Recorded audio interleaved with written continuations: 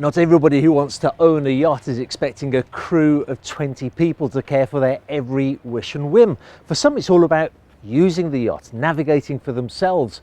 If you are that kind of person, this video's for you, because we'll be looking at the Sichterman Libertas and showing you how very easy it is to enjoy.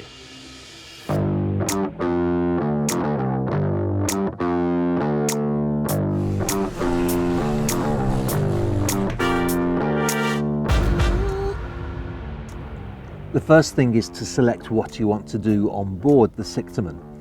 If you just want to hang out on board, then you select the onboard button on the dashboard. But if you want to go sailing, as we do, press sailing. This turns on the engine batteries and the service batteries. And our captain for the day told me that he usually turns the Seakeeper's gyroscopic stabilizers on at this point too, since it takes a little while for them to reach speed. This is really easy to do. Press Apps on the main screen, select Stabilizers, and then turn them on.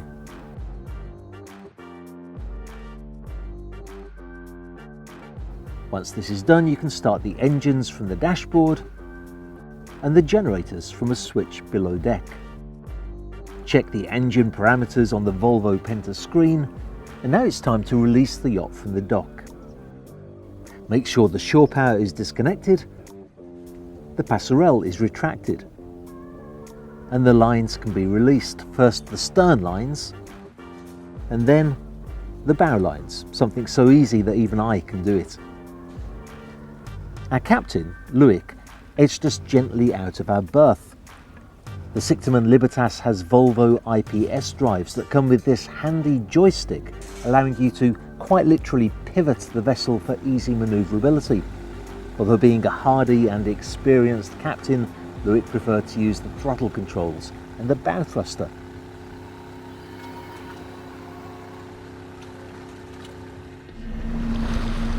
Once at sea, we brought the fenders in and enjoyed a glorious cruise to the Bay of Villefranche.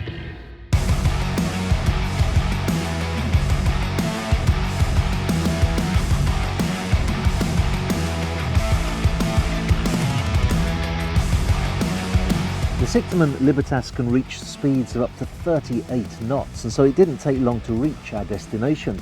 And once there, we were able to experience another great feature.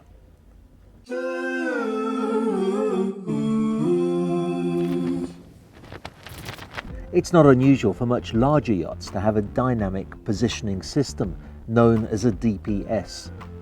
This system uses the GPS to locate the exact position of the vessel, and then tiny maneuvers are made with the engines to keep the yacht in exactly that position. If you've ever been on a yacht in a crowded bay, you'll know that a vessel can move considerably whilst at anchor, and you have to be constantly vigilant to avoid getting too close to another boat. The DPS stops that from happening, although I should add that if you want to go swimming around the yacht, you do need to turn the DPS off and drop the anchor.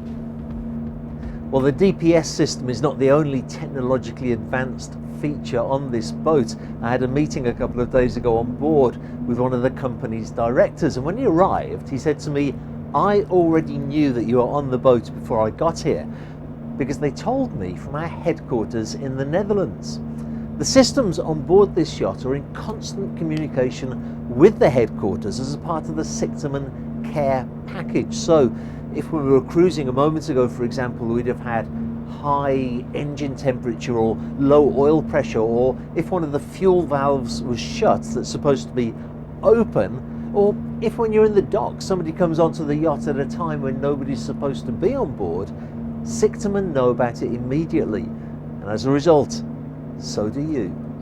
This kind of highly advanced solution to ensure top quality, personalised service is important for a company that's positioning itself at the top end of what is already a very high-end market. Their execution of the interiors also reflects that, with well-selected, desirable fabrics and materials blending to give a real sense of relaxation in a luxurious setting, complete with a well-equipped bathroom and an ample sleeping area. The shipyard also wanted to work with experts who are at the top of their respective fields, so the hull design was entrusted to Vanu Sanon, a firm of naval architects who introduced the fast displacement hull form to yachting. And for the Sichterman Libertas, they developed the fast planing hull. Exterior designs are by the esteemed Core D rover, and I have to say that as well as being pleasing to the eye, it's also supremely functional.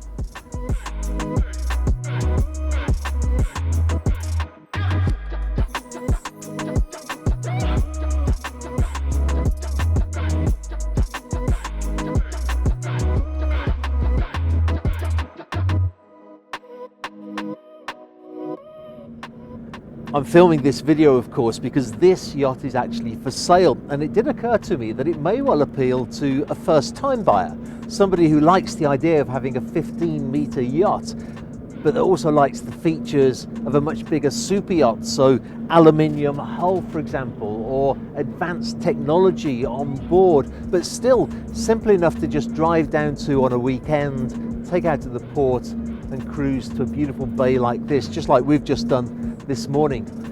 If that does appeal to you, I'm actually not the right person to talk to about it, because it's my colleague Sebastian Clavet that can tell you everything that you need to know about this yacht and how to go about buying it.